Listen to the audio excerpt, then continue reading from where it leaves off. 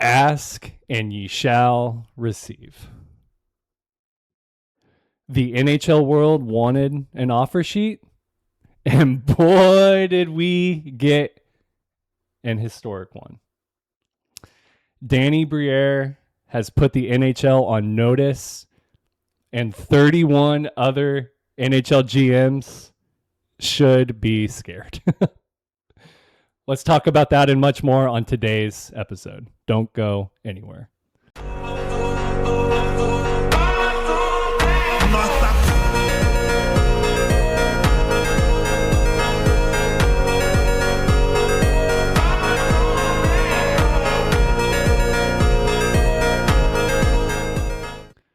Welcome back to the show. This is Outside the Glass. Rivals on the ice, one community in the seats. A lot has happened in the NHL over the past week. Free agency has started. The July 1st frenzy has passed. A lot of moves have been made. Let us know your thoughts on everything in the comments. Don't forget to like and subscribe. It helps out the channel a lot. Thank you. With that being said, let's get right into it. The Leafs have made quite a few moves. They look pretty good. Chayka has come in and kind of reshaped the team a little bit. We're going to talk about that. But first, we're going to start with the offer sheet that shook the league. Let's talk a little bit about the player. We got Leo Carlsson, the pride of Anaheim. Yeah. He's on the chopping block. Let's go into the player, what he means to Anaheim, and just how painful this really is for the fan base. Because this is painful for me to watch. It is going to be a bloodbath. And so we've got a second overall pick for the Anaheim Ducks, a big centerman, 6'3", 208-pounder. And really what you have is a top centerman, a coveted spot, and a very hard to find position on any team. So if you're building an elite team, you want a centerman like Leo Carlsson on your team. He's only been in the league a few years now, but every year he's progressing. He's getting more points, and he's really turning into the player that they thought they were getting when they drafted him. Yeah, for sure. I mean, 29 goals, 38 assists for 67 points last season. He's almost a point per game player, not quite there yet. I have no reason to believe that he's not going to be. He is that prototypical elite top line player, like you were saying. The Ducks made the playoffs last season. I don't think that was really that predicted. That not only did they make the playoffs, they won a round. They beat Edmonton. First round, they got to the second round, and we know how that ended. But yeah, I mean, that's a huge step for this young team. And losing a player like Carlsson, that's only a step back. I don't think there's any other way to look at it. Leo Carlsson is the franchise player for Anaheim. Yeah. He's the leadership right now. He's that young leader you want. And let's talk about the deal. Okay. Let's talk about the deal and just the ferocity behind it, just the viciousness. Yeah. You want to tell us about the terms? The deal. The deal. The deal. We've never seen this. Might not be the like most this. Not like this. This might be the most epic offer sheet ever in NHL history. You say might. I think it is. I truly do. 5 years, $90 million. A lot of money. That's $18 million per season. Last I checked, he'd be the highest paid player next year. He's going to be. He's already signed it. He's going to be. Yeah. It just depends on who he's going to be playing for. So, right? So the way offer sheets work, a team offers a free agent a term, and they either say yes or no. Now, the team that the player plays for has the opportunity to match the offer. 7 days. I believe that's Friday, the 10th, July 10th. And In return, there's a payout that the team offering the player must pay. And for this term, this AAV, I think it's over like 11.5 million. They have to give 4 first-round picks. And that's their own 4 first-round picks over the next 4 years. And the Flyers have all 4 through, what is it, 2031? 20, yeah. Yeah. So, Dude, I love the way the Flyers GM is doing this. Because you have all the other GMs. You have like the Sharks GM, Briere. You have all these strategic, meticulous puppet masters throughout the league, and then you have the Flyers GM, Briere, just showing up with bags. He's like, look, he's just walking in with the money. He's got bags, and he's looking to take your shit. Yeah. So, like, this is fun. This is fun. So you have a little bit of history with offer sheets, not like this, but you did go in and poach 2 Edmonton players. What was it? Not last offseason, but the season before. And Holloway. And that's exciting. It is exciting. This shows up on the Richter scale. This is exactly, dude. This is that cataclysmic move that shakes the league. Cataclysmic. All 31 GMs in the NHL are shook. Because you could sit down and you could look at the contract and be like, well, okay, so his point production and this player compared to this player. And the Flyers GM said, what is the price that Anaheim's not willing to pay? Yeah. Well, so there are reports that Verbeek, Anaheim's GM, was looking 10 to 12 million. And I feel like that's reasonable. It's not, maybe he could have gone a little higher with his number there, like, 13, 14. Do you think that he knew that number before when he sent that offer sheet over? Like, he'd gotten whiff that he was looking to sign him for 10 to 12? Or probably just with his point production, he's thinking that's probably the ballpark in which he's willing to sign him for. Yeah. Well, that's $6 million over the top end of that. That deal. And Verbeek came out and he said, according to Elliot Friedman, he said, I am willing to match any offer that any GM throws at us.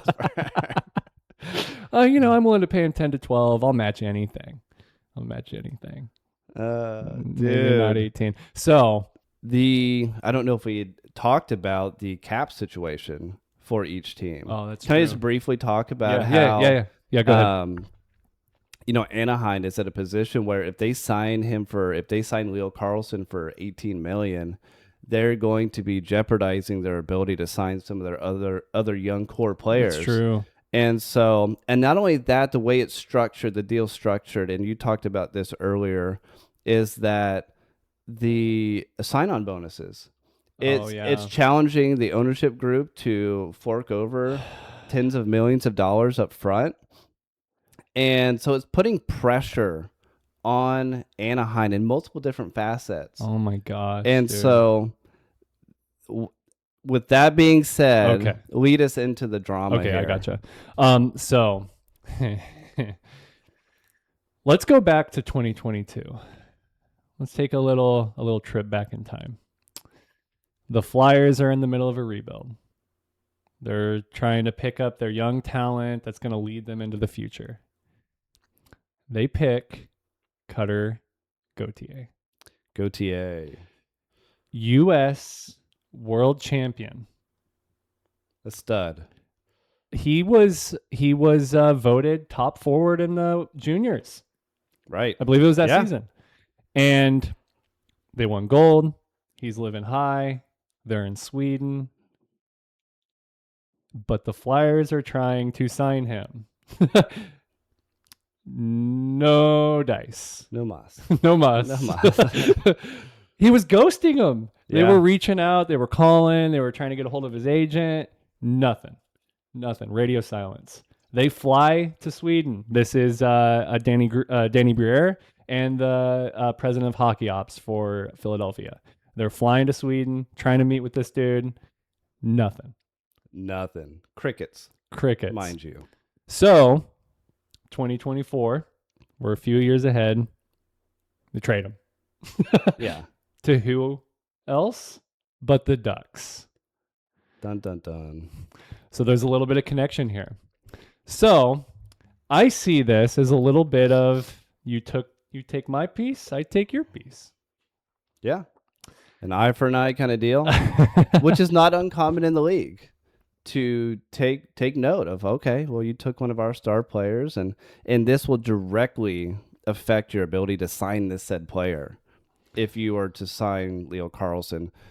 So in my mind, as a little bit of an overview here, the Flyers got nothing to lose. They got like $40 million in cap space. They got $40 million in cap space, and they have a playoff team right now that would benefit dramatically from a Leo Carlsson. And so they're thinking, okay, take my 15th overall for the next, or maybe it's higher. Maybe they have some good seasons with Leo Carlsson. Maybe it's 11th, maybe it's top 10. Yeah. It could be, right?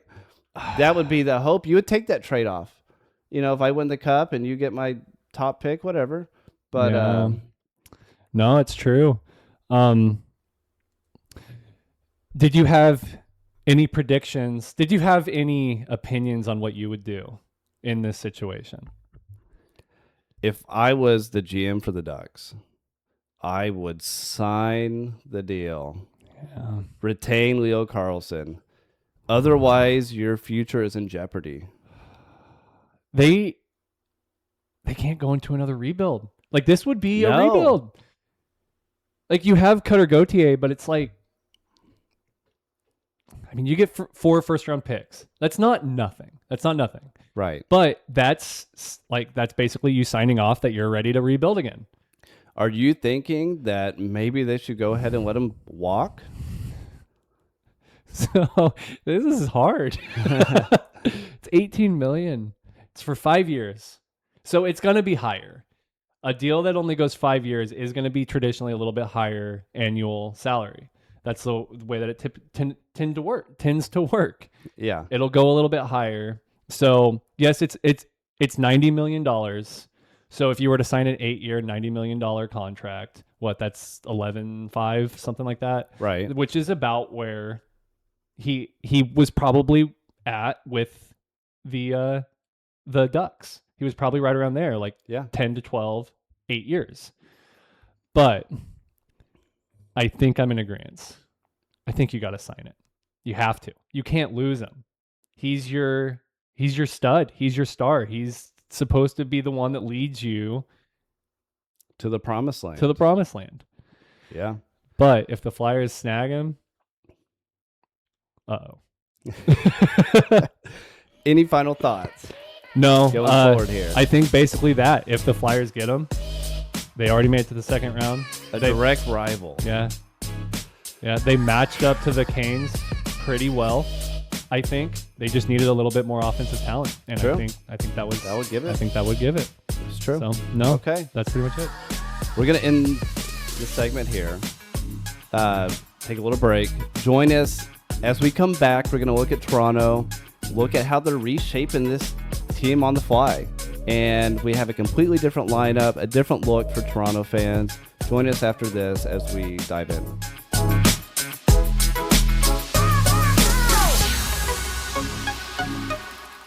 Let's dive right into Toronto. The Leafs, hockey capital of the world. Didn't have the season that they were looking for last year. They missed the playoffs. They fired their GM, fired their coach, brought in Matt Sundin and John Chayka. They have a vision, and we're all along for the ride. Let's talk about last season a little bit, what led to this change. Their biggest struggles were on the defensive side. They weren't really producing a lot on offense, but I think that derived from a poor defensive structure, injuries, all those things. So their 5-on-5 goaltending was bad. They fixed that. Their power play struggles, they struggled on the power play. I think they addressed that. Chris Tanev missed 71 games last season. He's a big piece to that team. Matthews spent a lot of time hurt. Uh, so yeah, I think so. The craziest stat to me from the season prior, when they had 108 points, to last season, they had a minus 46-degree goal differential from those two seasons. Yeah. But with that being said, Yes, exactly right. They did not have the season that they were looking for. They've been trailing downward for a little bit here. They lost Marner. That's been huge. They were looking at the success Marner got with Vegas, and that must have stung. Yeah. So they are looking to right the ship, and I like the direction that Toronto's going in here. I was a little bit skeptical of the GM when he came in. Yeah. But with some of the moves so far, from what he's got available, he's made some good moves, I think, and he's made some good pickups. He's got a goaltender that's used to being the number one goaltender. That's true. With the Panthers, is highly credentialed. You can argue if he is going to have a good season or not, but that's not for me to decide. They got Bobrovsky. So bona fide Hall of Famer. He's bona fide. He's bona fide. And so they addressed that. They addressed the goaltending. They addressed a lot of the things you said. Radish. Yeah. They got a guy that can man the power play a little bit better. That's true. They went out and this wasn't by choice necessarily. It was their choice to take the number one pick in the fashion of McKenna, right? That's true. Gavin McKenna, they went with him. They really believe that he's going to be a great complement to the pieces that they've already got. Yeah. And so between Colton Sissons, adding a little bit of grit, like you said, that adds a little bit of sandpaper, a little bit of tenacity to the team too. And you need those engines on the team to get everybody rolling. Yeah. And so you've got McKenna, you got Sissons, you got Roslovic, which I think he's 20 goal scorer last couple of years. He's a good player. He is a good player. So McKenna. Let's talk about McKenna for a second. He deserves some flowers. Yeah. The Leafs deserve some flowers for getting him.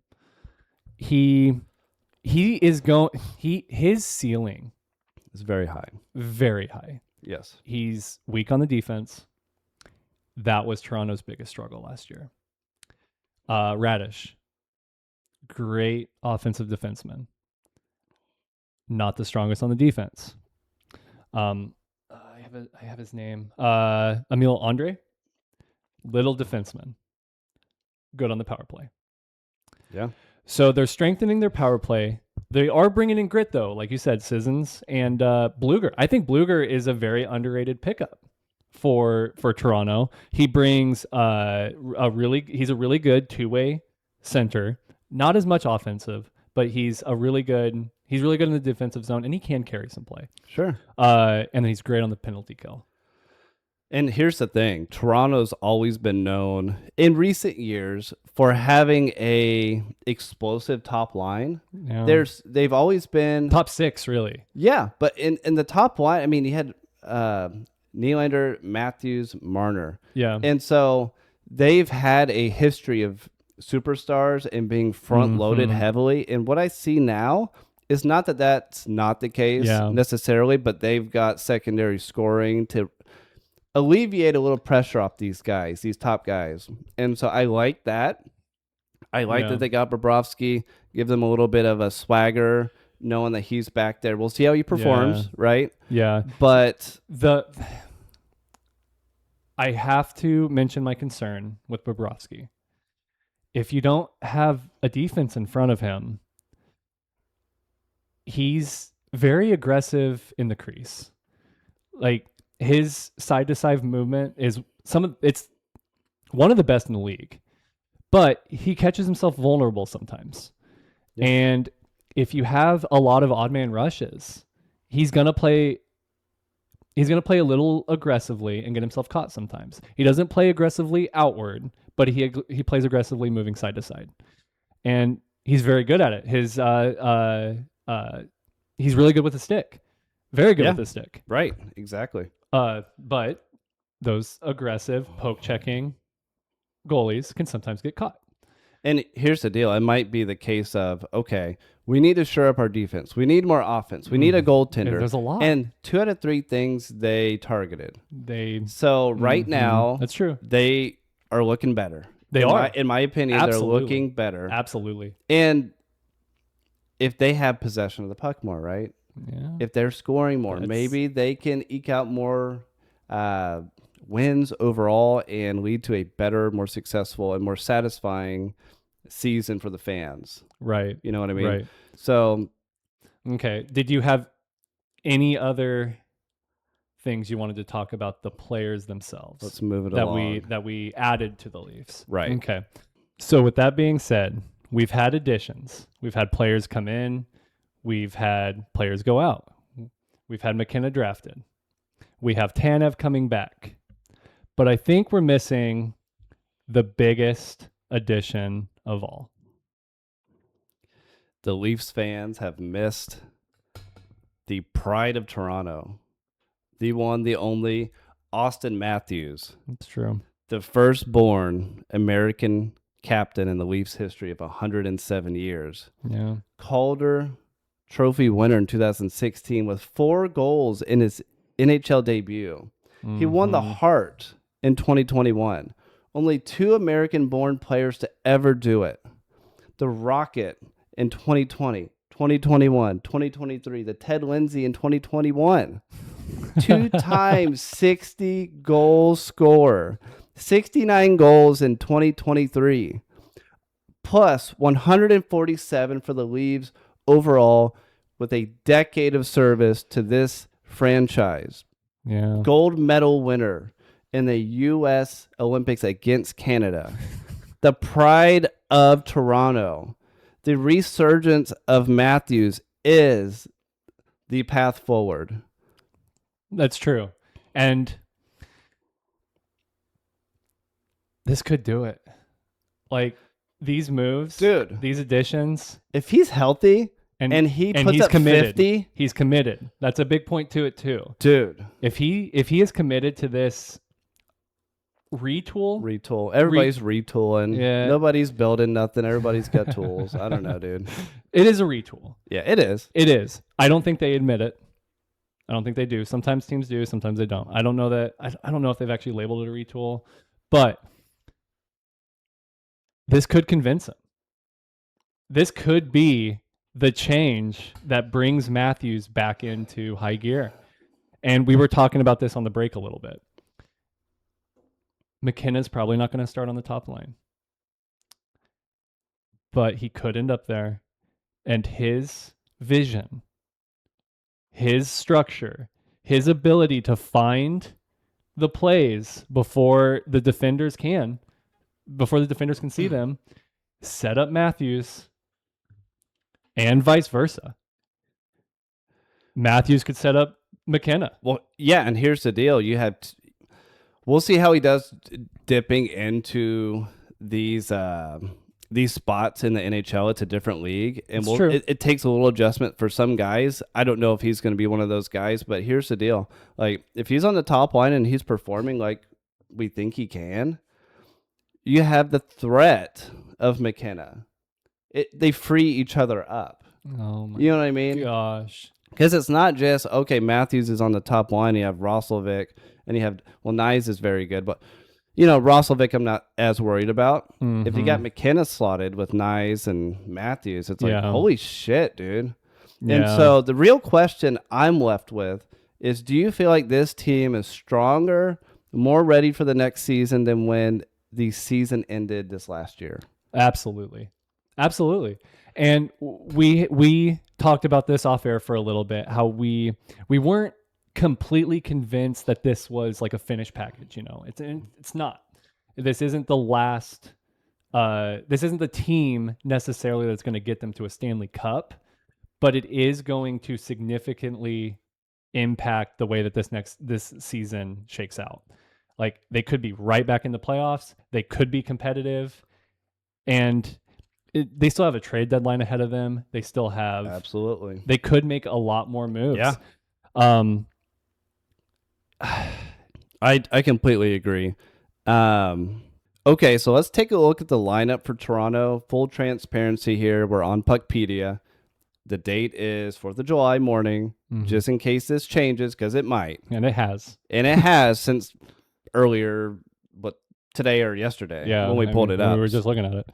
So as of now, it's looking like Matthews, McKenna, and Nyes on the first line. And I'm pretty sure I said earlier that Yeah. McKenna wasn't going to start on the first line. And that's because he wasn't whenever we looked earlier. Right. So we got a fresh. We thought he would make his way up to the top line. We just didn't know when. Yeah. And he still this may is not. Just theoretical. He still may not. Right. Yeah. Anyway. So then they got, on the second line, they have Tavares, Nylander, Cohen. yeah. Third solid. line, we got Sissons with Roslovic and Paul. Yeah. Fourth That's line, a gritty line. Bluger, Joshua, another gritty player as well. Mm-hmm. Daim. And then for defense, we've got Radish, a new addition, with Riley as well. Yeah, that's a good offensively. That's a Gifted. good offensively gifted team. Top line, yeah, absolutely. Top pairing there, yeah. Or top pairing. No, you're good. And then so Tanev, McCabe, and then finally we got Ekman Larson and Stetcher. Yeah, that's a good third pairing defenseman in Ekman Larson. Absolutely. That's solid. And you know that Bob's going in. Absolutely. Bob's gonna be but going like in. the thing about between Bobrovsky and Stolars is not a bad goaltender. Right. He's pretty good. And last season didn't go well, but there's a lot more than just him to blame for that. Yeah. So like having that rotation in with a solid backup is pivotal. It's pivotal. And especially to a goaltender like Bobrovsky. Right. Who could benefit from those little breaks. And he's a little older, right? You know, just those games, like, maybe how many games do you think that Bobrovsky plays? Maybe 40. Yeah. Maybe, maybe closer to 50, maybe like the high 40s. Maybe, I don't even know. That's actually. true. Like he's going to play over half of the games. Maybe 60% of the games, I'd say. And then you have 40% with Stolars. And I could be completely wrong about that. Right. So, I mean, you never know. Bobrovsky could come out and play 60 games, like doubtful, but could happen. All in all, this is a stronger lineup absolutely than last year. Mm-hmm. And so, yeah, I'm excited to see where this goes. I think that hockey is better. The league is better when Toronto's in it. I agree. It's just one of those franchises where you want to see them have some success. Even though you might hate them, like they're I don't want to say villain, but like people love to root against them. Right. Right. And, and whenever they're not competitive, it just, I don't know, it doesn't sit well. It really doesn't. Yeah. So let's cap it off there. Tyler, do you have anything to add? No, the only thing would be that Toronto fans have a lot to look forward to. Yeah. Their GM came in very aggressive, made a lot of moves. Everything looks like it's shaping up pretty well. So I think they have a lot to build on here. Absolutely. As always, this is Tyler. I'm Joel. Thanks for joining, and like and subscribe. We're going to go over the finale, the conclusion of this offer sheet. So I am super pumped to see where this goes. I hope there's more, to be honest. I like the drama. I like feeding into this. It's fun. Join us next week, and we'll see you there.